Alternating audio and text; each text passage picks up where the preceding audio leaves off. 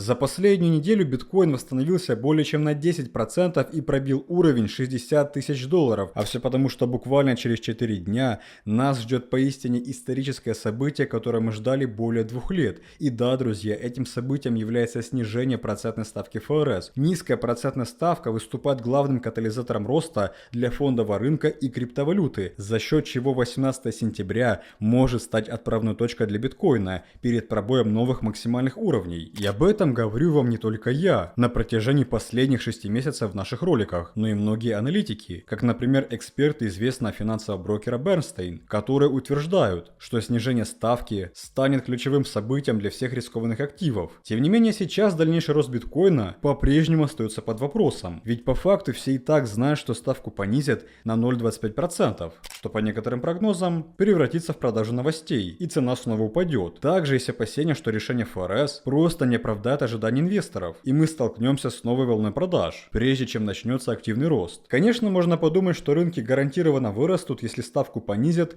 на целых 0,5%. Вот только такое резкое снижение может стать сигналом рецессии и экстренного спасения экономики. Учитывая эти нюансы, вы должны понимать, что не все так просто, как может показаться на первый взгляд. И если у вас не будет при себе несколько сценариев развития событий, то могут возникнуть большие проблемы. Именно поэтому мы заранее выпускаем для вас данное видео, чтобы ответить на важные вопросы касательно влияния понижения ставки на биткоин и что будет с его ценой до конца месяца. Сегодня я для вас подготовил 5 исторических графиков, которые помогут нам определить будущий тренд рынка. Мы с вами внимательно разберем последние экономические данные, чтобы оценить вероятность снижения ставки на 0,5%. Дополнительно разберем, есть ли риски более сильного падения перед ростом. Я вам расскажу, как формирование золотого креста на графике повлияет на биткоин, а также вы узнаете, является ли последняя самая большая покупка кита Майкла Селлера на сумму более чем 1 миллиард долларов зеленым сигналом для биткоина. Это видео будет полезно как для холдеров, так и для краткосрочных инвесторов, поскольку от процентной ставки будет зависеть весь 4-й квартал. Поэтому за такой качественный контент поддержите ролик лайком. И если вы желаете больше обучающих видео с анализом рынка и формированием спотового портфеля, обязательно ставьте лайки и пишите комментарии. Но мы без лишних слов приступаем к ролику. Вам приятного просмотра. С вами Влад. Давайте начинать.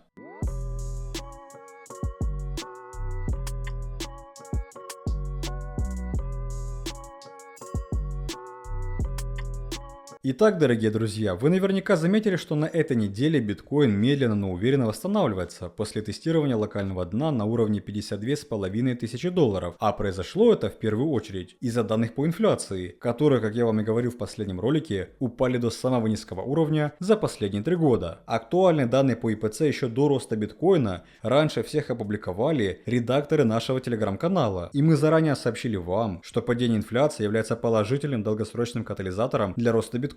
Также у нас в Telegram вы можете найти много ежедневных новостей и разбора важных событий, а предстоящее решение ФРС вы также сможете раньше всех получить у нас в Telegram, поэтому обязательно подписывайтесь. По факту низкая инфляция и ожидание снижения процентной ставки стали основными катализаторами роста на этой неделе. И конечно же сейчас больше внимания уделяется именно заседанию ФРС 18 числа, ведь главный вопрос, насколько же все-таки снизят ставку, на 0,25 или 0,50%. Текущая данные показывают, что инвесторы больше ожидают понижения на 0,25%, что в принципе логично, но поскольку вероятность снижения на 50 базисных пунктов составляет 45%, мы понимаем, что ожидание почти 50 на 50. Само собой, Пауэлл будет принимать решения на основе последних данных, а поскольку инфляция упала до 2,5%, то вряд ли он будет торопиться и сразу понижать ставку на 0,5%. И скорее всего первое снижение все-таки составит 25 базисных пунктов. Но как же на это отреагируют рынки, если решение ФРС все и так знают заранее? По словам известного экономиста Стива Ханке, потенциальное снижение процентной ставки на 25 базисных пунктов в следующую среду уже заложено в котировках рынков и может привести к продаже новостей для рискованных активов. Он сказал, рынок уже ожидает снижения на 25 базисных пунктов, а это означает, что фактическое снижение может оказаться неутешительным и спровоцировать реакцию продать новости. А также он добавил, что рискованные активы, включая включая биткоин, могут столкнуться с повышенной волатильностью в ближайшие месяцы, в преддверии выборов в США 5 ноября. И в данном случае реально нужно понимать, что рынки очень часто растут просто на ожиданиях инвесторов. Но когда публикуют данные, и это никак не влияет на цены актива, наблюдаются продажи. Так что это получается? Нам все-таки лучше ждать снижения на 0,5%? Но, честно говоря, не все так просто. Аналитики с 21 Shares, Lina L-Deep, также отметила, что снижение ставки на 0,50% может означать, что ФРС реагирует на предупреждающие сигналы рецессии. Она сказала, более агрессивное снижение ставки может шокировать рынки, учитывая, что это будет сигналом тревоги о рецессии. Инвесторы будут осторожно торговать, чтобы выдержать рыночные условия, которые могут нанести ущерб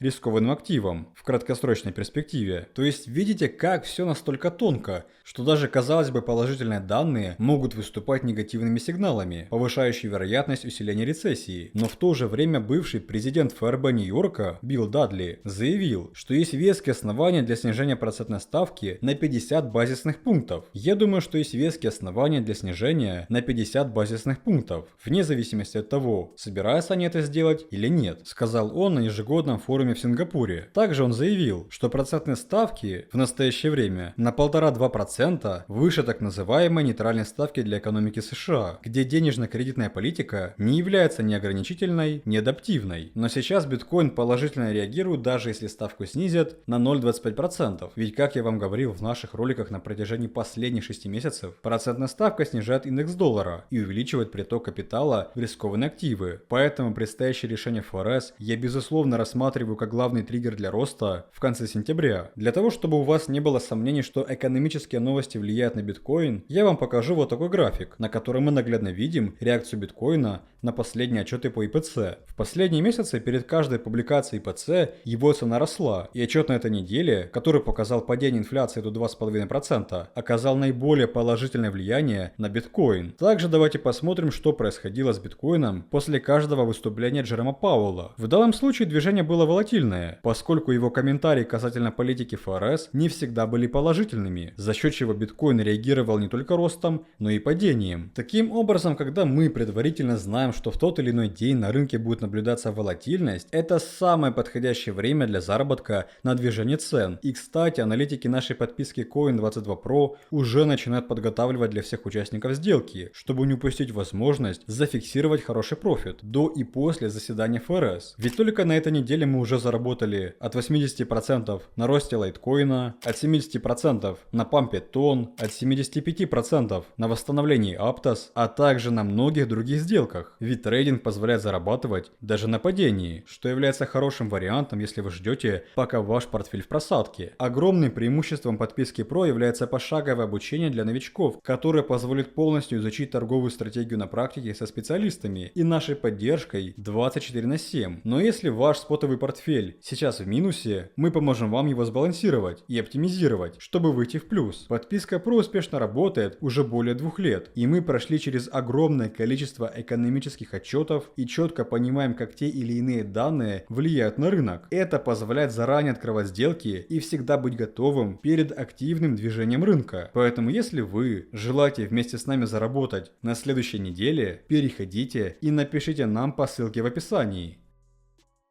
Теперь, чтобы оценить влияние процентной ставки на биткоин, нам необходимо воспользоваться некоторыми данными, а также показателями. Ведь исторически снижение ставок ФРС всегда считалось оптимистичным для биткоина, поскольку количественное смягчение приводит к увеличению денежной массы, а у инвесторов появляется больше капитала для инвестирования в рискованные активы, такие как биткоин. Последнее снижение ставки ФРС произошло в марте 2020 года, что спровоцировало булран биткоина, который вырос до своего максимума на уровне 69 тысяч в ноябре 2021 года. Когда произошло снижение ставки, биткоин торговался около уровня 7000. Таким образом, нечто подобное может повториться снова, особенно с учетом того, что его цена, как ожидается, достигнет своего пика к концу 2025 года. Но что касается локального дна, мы его уже прошли или в ближайшее время мы увидим уровень ниже 52 тысяч долларов. Сейчас эмоциональная капитуляция сигнализирует о достижении дна, поскольку инвесторы становятся более осторожны в отношении активов, отдавая все большее предпочтение фиатным валютам или стейблкоинам. Опытные трейдеры предпочитают покупать, когда индикаторы настроений, такие как индикатор страха и жадности криптовалюты, сигнализируют о сильном страхе, и сокращают свои объемы, когда индекс сигнализирует о жадности. Согласно метрике, крайний страх может быть признаком того, что инвесторы слишком обеспокоены, однако он может предоставить возможности для покупки, поскольку капитал уходит из слабых рук. Текущее настроение рынка – это страх. Индекс находится на уровне 32, что выше значений ниже 20, которые были в начале августа, что отражало крайний страх. Таким образом, вот этот диапазон мы можем рассмотреть как локальное дно рынка. Также обратите особое внимание на рост институционального интереса в последние несколько дней. Помимо макроэкономических факторов, институциональный интерес к биткоину резко вырос. Например, вчера Майкл Селлер объявил о его самой большой покупке биткоина за всю историю. Ведь он написал, что MicroStrategy выделила на последнюю покупку 1,1 миллиард долларов, что позволило ей купить 18